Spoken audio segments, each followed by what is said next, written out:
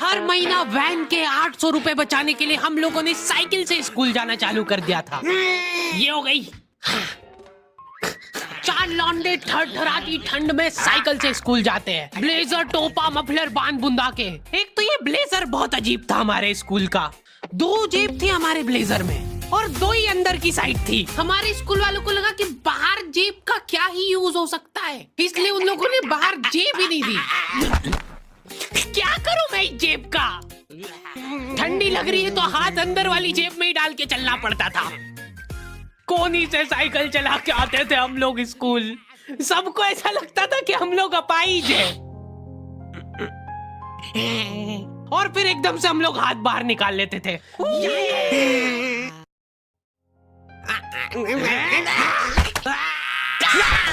मजाक बना के रख दिया डिसेबिलिटी को। अपाहिज लोगों की रिस्पेक्ट कम हो गई थी हमारी वजह से, लेकिन लड़कियां खुश हो गई थी इस इनोवेशन से।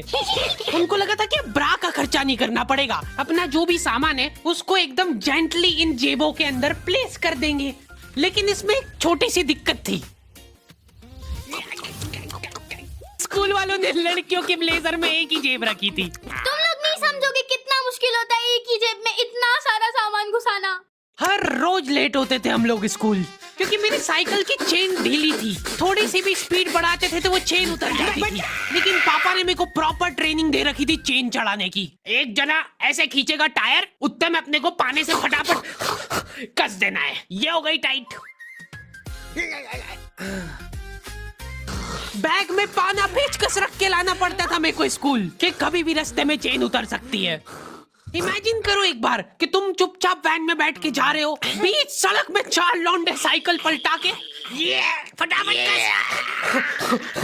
क्लास में बैठे हुए मेरे को डर बना रहता था कि कोई गलती से मेरा बैग चेक नहीं कर ले।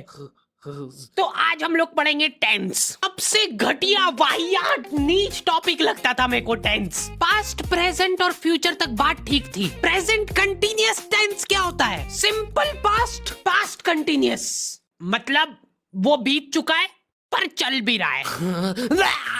क्या है ये? कितना भी समझ लो इस टॉपिक को, एग्जाम में जाके तुमको अंदाजे से ही सेंटेंस चूज करना पड़ेंगे कि ये सुनने में अच्छा लग रहा है तो यही होगा सही। एग्जाम में इन्विजिलेटर हमको क्वेश्चन पेपर पे कुछ नहीं लिखने देता था। इनको ऐसा लगता था कि हम लोग क्वेश्चन पेपर पे आंसर लिख लिख के चीटिंग करेंगे। लेकिन हमारी क्लास के बच्चे एडवांस हो गए थे। ये पूरी की पूरी आंसर शीट एक्सचेंज कर लेते थे कि तू लिख के दे, तेरे को आता है तो। बोर्ड एग्जाम थी यार हमारी, और हमारे स्कूल वाले बोर्ड एग्जाम को बहुत सीरियसली लेते थे। अलकायदा टाइप ट्रेनिंग मिली थी हम लोगों को।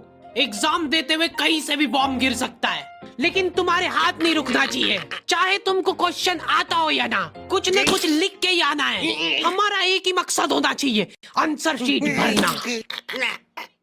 नहीं आए तो अभी कुछ भी लिख के आ जाओ। मेरे को ये नहीं समझ आता कि मैं कुछ भी कैसे लिख के आ जाऊं। मेरे को आता ही नहीं है, क्या लिखूं मैं? एक तो हमको इतना डरा धमका के भेजा गया था ना सेंटर पे, मैं नर्वसनेस में जाके अपना नाम भूल गया वहां पे। इन्विजिलेटर ने नाम पूछा, मैं सोच रहा हूँ क्या हो सकता है। बेटा नाम, नाम तुम्हारा। 2 मिनट। हाँ हेलो मम्मी, मेरा नाम क्या है? बोर्ड एग्जाम के नाम पे इतना डरा दिया था ना स्कूल वालों ने हमको, अच्छे अच्छों का मुंह निकल जाता है टट्टी के साथ मिक्स होके। तुम लोगों का एक सेंटर आएगा जिसके चारों तरफ सैनिक तैनात रहेंगे। बिना एडमिट कार्ड के वहाँ पे आसपास भी भटकते हो मत दिख जाना, जिंदा जला देंगे वो लोग। और अगर चीटिंग करते हुए पकड़ा गए तो ना तो तुम हमको जानते हो ना हम तुमको जानते हैं। हम लोग एग्जाम वाले दिन सेंटर पहुंचे तो बच्चों से ज्यादा सिक्योरिटी थी वहाँ पे। आज तक इतनी सिक्योरिटी मैंने एयरपोर्ट पे भी नहीं देखी थी। आर्मी वगैरह खड़ी थी वहाँ पे टैंक लेके। वो सिक्योरिटी वाले एक एक रबड़ का रैपर निकाल के देख रहे थे कि उसके पीछे तो नहीं लिख के लाया कुछ।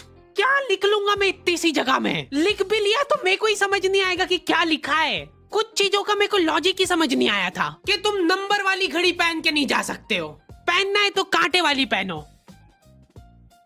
उनको शायद शक हो गया था कि ये सारे लोग एक साथ कोऑर्डिनेशन करके बम बम नहीं फोड़ दे। उधर एक बच्चे की घड़ी का अलार्म बज गया और वो बजता भी बॉम्ब के टाइमर जैसा है। अलकायदा जिंदाबाद। जिस पाउच में तुम सामान ला रहे हो वो भी ट्रांसपेरेंट होना चाहिए। मेरे बैग में से इनको पाने पेचकस मिले थे। क्या जवाब दूं मैं इसका कि क्या यूज में आते हैं ये? उनको वहाँ पे डेमो करके बताना पड़ा कि ये यूज में आता है ये सब आइटम।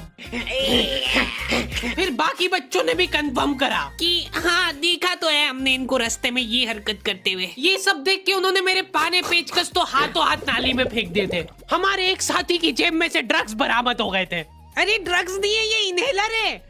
इसको ऐसे सूंघते हैं, नाक बंद होती है तो नाक खोलने के बाद भी अगर तुम इनहेलर को पूरी ताकत से सूंघते हो, आंखें दिमाग में ठंडक हो जाएगी तुम्हारे। वो बच्चे नहीं होते जो पूरा साल टाइम पास करते और एग्जाम के एक दिन पहले पढ़ के एग्जाम देने आ जाते हैं। वो बनने की मैं कोशिश ही कर पाया था। सिर्फ मैंने सोचा था आखिरी रात मेरी है, रात भर मैं पूरा सिलेबस चाट जाऊंगा, पर मैं एग्जाम के एक दिन पहले ही बीमार पड़ गया। सर्दी हो गई मेरे को, तो मैंने सोचा ठीक है अभी थोड़ा रेस्ट करते, सुबह उठ के पढ़ाई करेंगे। नाक बंद हो गई भाई, नींद ही नहीं आ रही है। फिर पापा आके मेरे को ट्रिक बताते हैं कि अगर राइट वाली नाक बंद हो रही है ना तो लेफ्ट साइड करवट करके सो जा, फिर गहरी सांस ले, तो ये जो है ना राइट वाली खुल जाएगी और लेफ्ट वाली बंद हो जाएगी। फिर लेफ्ट वाली अगर खोलना है तो राइट साइड करवट करके सो जा। पूरी रात करवटें बदलता रह गया मैं। सुबह रास्ते में जाते जाते पढ़ रहा हूँ मैं, क्योंकि बाकी बच्चे भी यही कर रहे थे। बच्चों को लग रहा है कि भाई जितना हम लोग साल भर में नहीं पढ़े उतना हम लोग रास्ते में जाते हुए पढ़ लेंगे। रास्ते में ऐसे कॉपियां लेके घूम रहे जैसे इनसे ज्यादा पढ़ाकू कोई हो ही ना। सुबह हम सब लोग सेंटर लेट पहुंचे क्योंकि साइकिल की चेन उतर गई थी तो और क्वेश्चन पेपर भी लेट हो गया था उस दिन। क्वेश्चन पेपर Z+ सिक्योरिटी के साथ आता था। 10 बॉडीगार्ड लेके आते थे एक जरा सा पार्सल।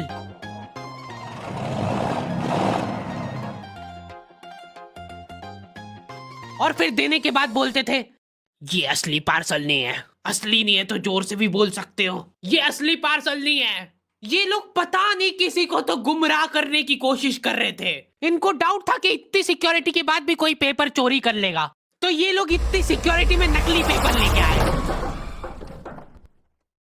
असली पेपर तो एक और बॉडीगार्ड नाले में तैरता हुआ लेके आ रहा है।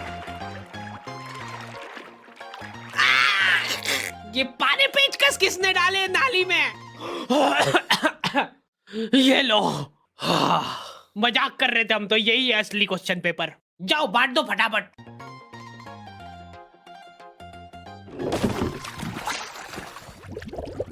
ये अपना आपस में एक दूसरे को गुमराह कर रहे थे। एक बार बस सोच के देखो कि ये सारी हरकतों के बाद भी अगर पेपर लीक हो गया, सोचो एक आदमी टेलीग्राम पे क्वेश्चन पेपर बेचने लग गया था, वो भी एग्जाम के महीने भर पहले से, तब तक क्वेश्चन पेपर बना भी नहीं था। तो अब जो आदमी हमारा क्वेश्चन पेपर सेट करने बैठा, उसने सोचा कि उसका काम इजी हो सकता है, क्यों ना थोड़ा सा स्मार्ट वर्क कर लिया जाए। उसी ने सबसे पहले वो फेक क्वेश्चन पेपर खरीदे और वैसे के वैसे चेप दिए। जिसने पेपर लीक करा था वो खुद सोच में पड़ गया कि ये कैसे हो गया। एग्जाम खत्म होने के बाद इन्विजिलेटर को बहुत मजा आता भाई कॉपियां छीनने में। एक सेकंड भी किसी को ज्यादा नहीं मिलना चाहिए। बस एक बार टाइम ओवर होने के बाद कैसे लिखा तूने? एक बच्चे ने खुद से कॉपी दे दी तो इनको डिसरिस्पेक्टफुल महसूस हो गया था। उसको वापस से कॉपी दे दी कि लिख ले थोड़ी देर और। जैसे लिखने लगा वापस छीन ली।